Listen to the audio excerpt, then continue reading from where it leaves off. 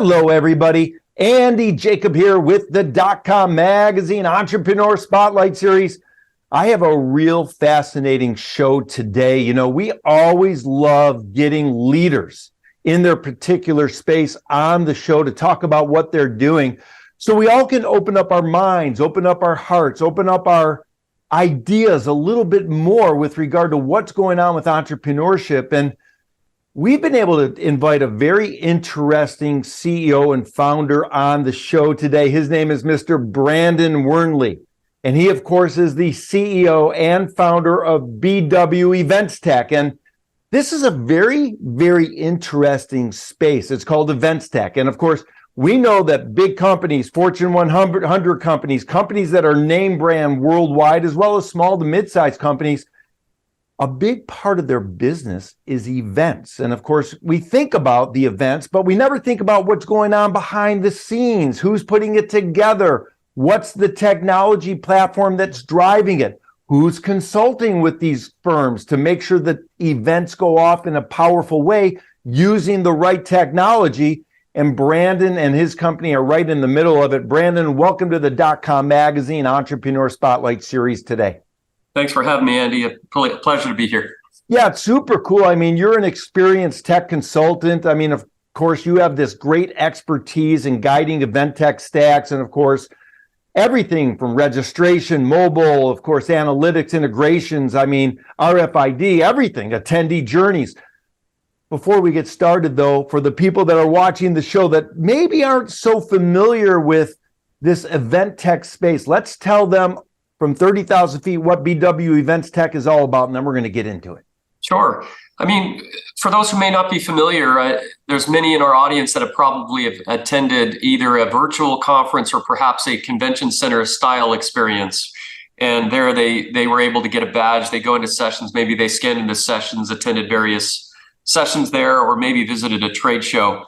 The technology that enables such events is really our focus. So it includes things like, what are the technologies needed in order to prepare for the event leading to it?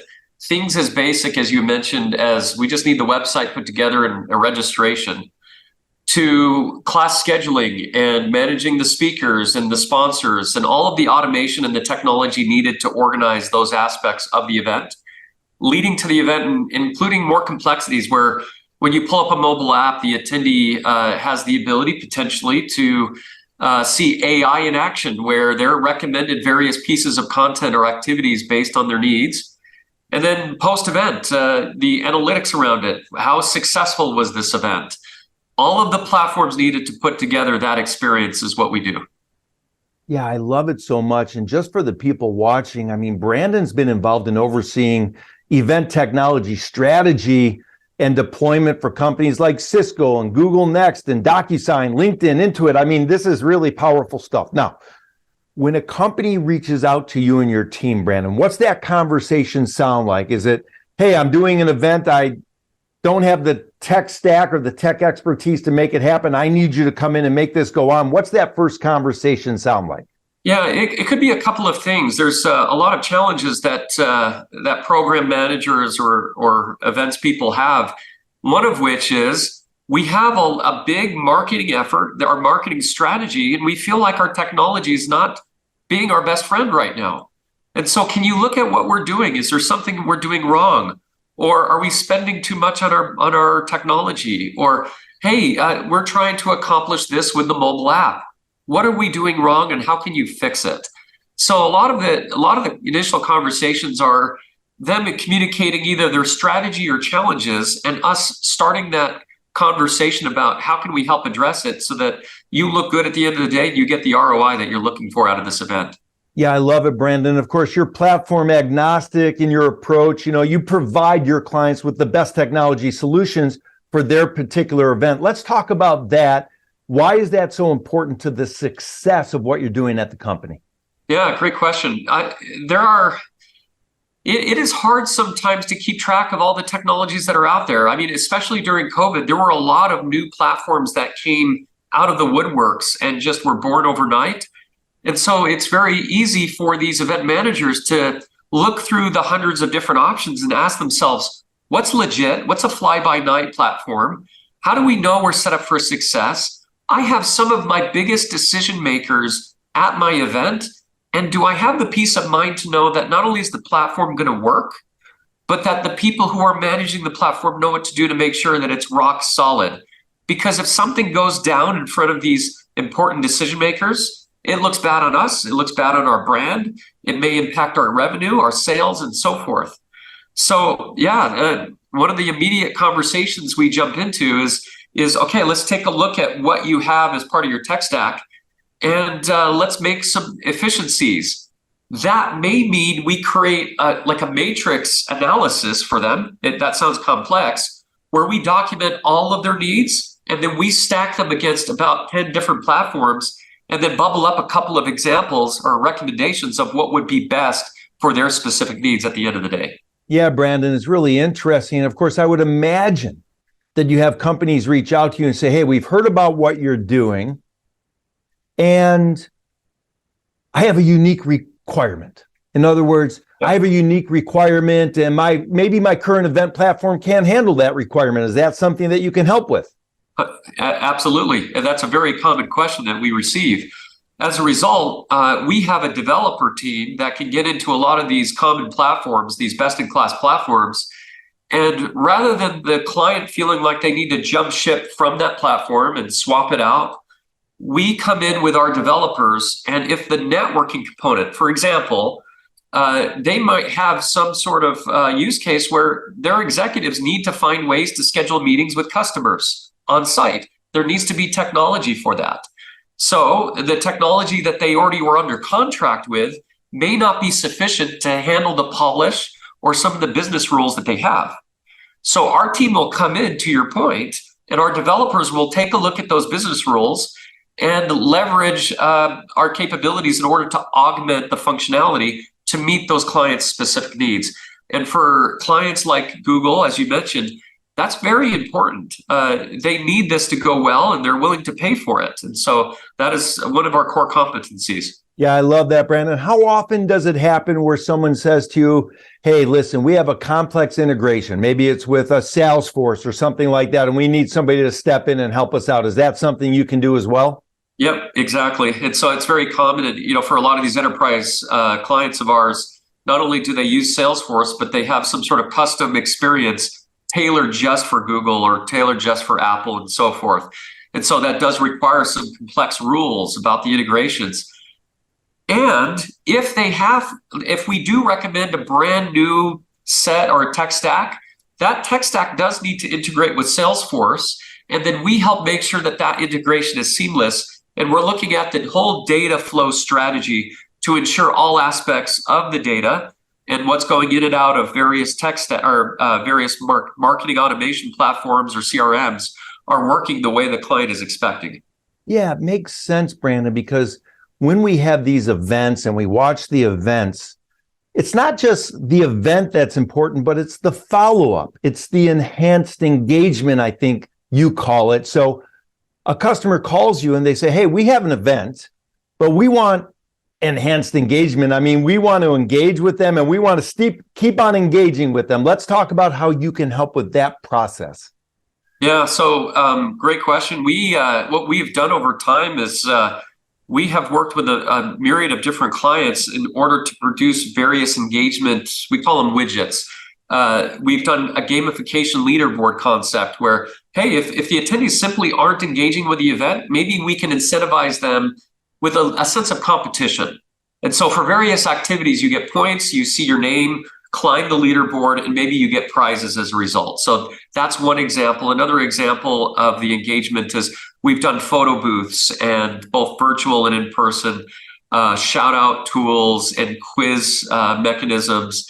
So you may be watching a keynote and a quiz pops up on your mobile device and you're able to test your knowledge. And so there's about a dozen or two different widgets like this that we invite our customer and say, hey, look, if you're looking to up-level your engagement, open our catalog and take a look at the various ways in which we can do this. And by the way, they're not just fun, they move the needle as far as metrics are concerned. You're going to get more people paying attention. You're going to get people staying in the sessions longer. And here are some case studies on what that looks like.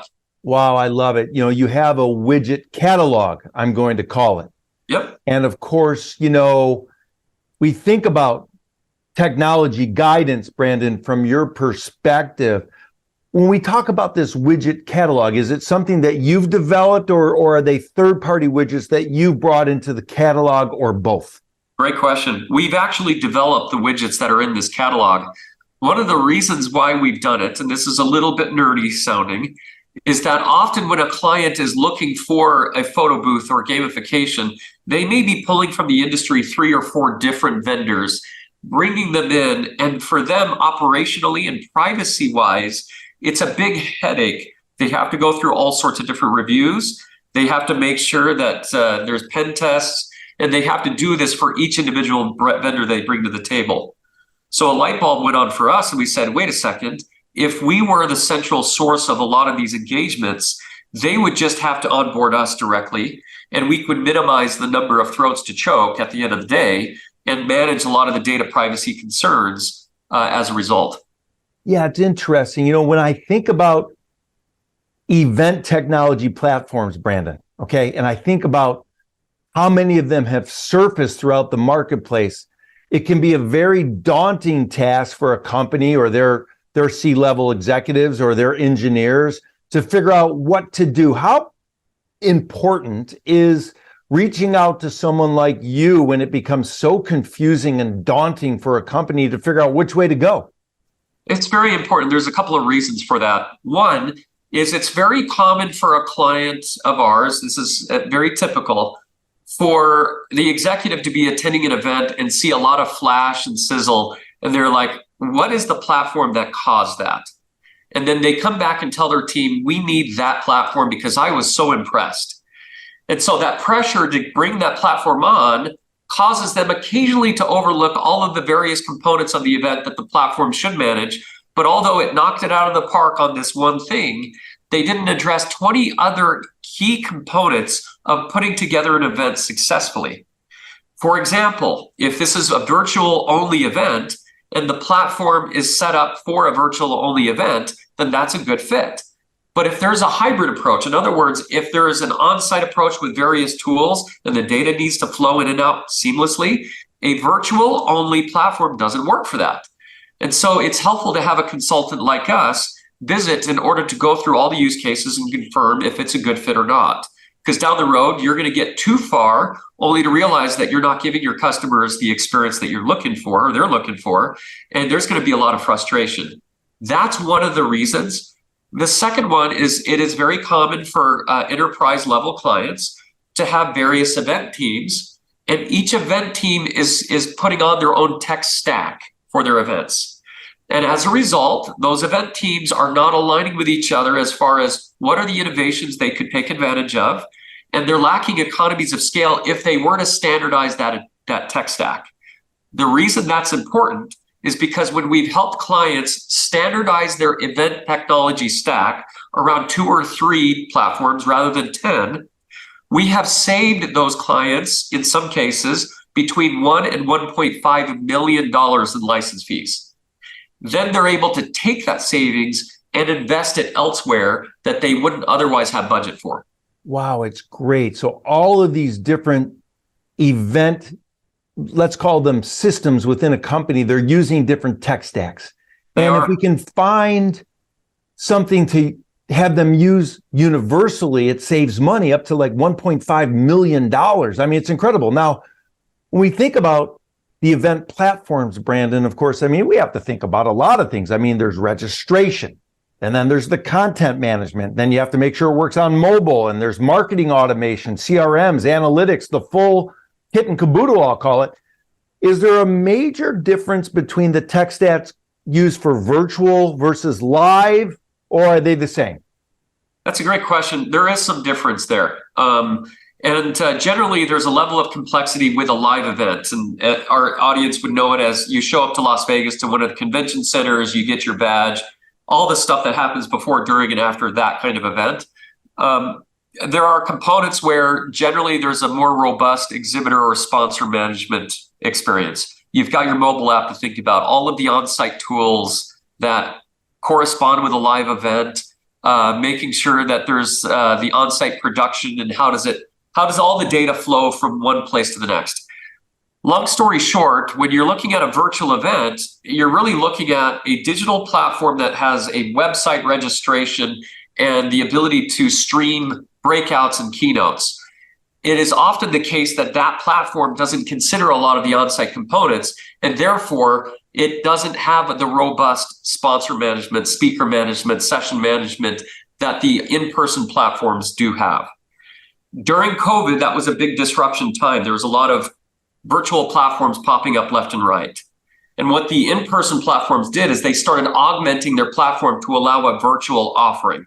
It's not as a robust virtual offering, but it does allow for both in-person and digital, which we call hybrid. And so what we're finding is post-COVID is most of the industry is moving towards those in-person platforms that have been able to stretch towards a digital audience. It doesn't experience the most robust digital experience, but the budgets haven't allowed for both a robust digital and a robust in-person. At the same time, it does a little bit of digital, and that's the norm. They'll do a little digital offering and a very robust in-person, which is exactly what fits perfectly into a lot of these in-person tools that we just mentioned. Wow, it's a complex opportunity for people and companies to really use your services, Brandon, and your team to get the best optimization within their platform and for their event. Let's talk about your experts, your team. I mean, you have literally hundreds of years of combined experience, I would imagine, collective years, I'll call it.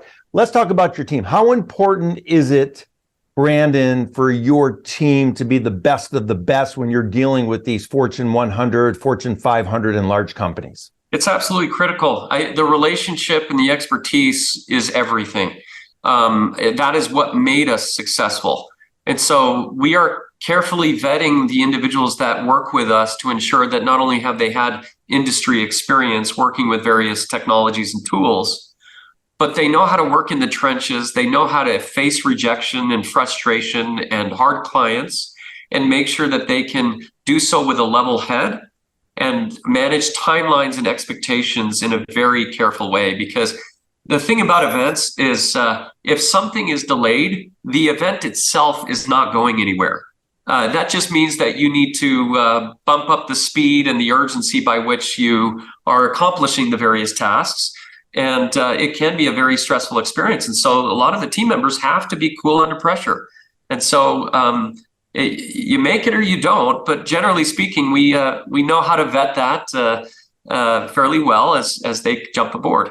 Yeah, when you look at some of these events, some of these giant events, there's a lot of pressure to perform, and your team really does it very, very well. One thing that you do that I really like, and we saw this in our pre-interview when we were vetting the company, of course, was you do briefs and you listen and do your research to fully understand sort of the business profile of your potential client, I'll call them. And then from there, you create the targeted technology strategy really to drive their success.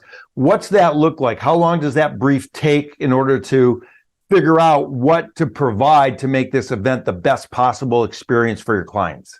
Great question. It could be a few weeks of time. So we may have, let's say, an entire month of a variety of different meetings with various functional teams. We need to know what it is that they're trying to get out of the event and be able to create that work back plan so that the strategy considers everything that's needed from a technology side to be able to execute on those KPIs. Because one of the things in our world is that there's a lot of education that does happen. There are those that will interface with that just assume that there's a magic wand out there that technology can solve for things. And so there is an element of this where certain things, yes, can be done very quickly, but other things do take some careful planning and thought. And then we have to prioritize those initiatives to figure out at the end of the day, what's going to bubble to the surface and what is going to have the greatest impact towards the client's overall strategy for their event. If it's not hitting that strategy, we probably need to reduce it on the priority list. Interesting. After you do the brief and you start putting it together and then you deliver it, you have to evaluate it. So how important is the KPI look back with regard to what you provide your clients, Brandon? Extremely important. It's our way of being able to confirm whether or not we had any relevant value to the client. And at the end of the day, they will continue to invest in our services and solutions if they can see on paper, not only did the BW Events Tech team drive the needle in general as far as making our experience more seamless, but they drove the needle as far as our KPIs. We were trying to measure certain outcomes from our event. And based on what BW Events Tech was able to do, we can clearly see that they did that, and we're signing on with them again. Wow, I love it. And of course, we only have a certain amount of time you've cut out for us today. I want to thank you so much for coming on the show, bringing us inside really the solutions for hybrid, digital, and in-person events. I mean, I love the widgets. I love everything you offer. It's really awesome. Now, before I let you go, I want to talk about entrepreneurship because we have some entrepreneurs watching the show. And like you mentioned, your team, they get hired. They have to operate under fire. Sometimes it's a pressure-filled situation. Entrepreneurs face that all the time. For maybe the younger entrepreneurs watching the show, maybe they're having a tough time. Maybe they're freezing in the frame. Maybe they're not sure what to do. Maybe they're unsure of the next step. Maybe you could give them some insight, Brandon, on what it takes to keep on moving forward as an entrepreneur. I think one of the things I would suggest is keep fighting.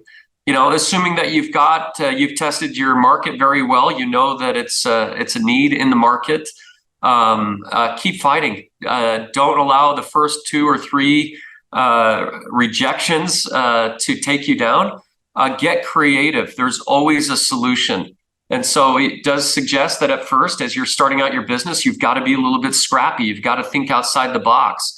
Clients need to know that they can trust you. And so they will gain that trust as you keep being scrappy, but also following through on all of your commitments to them.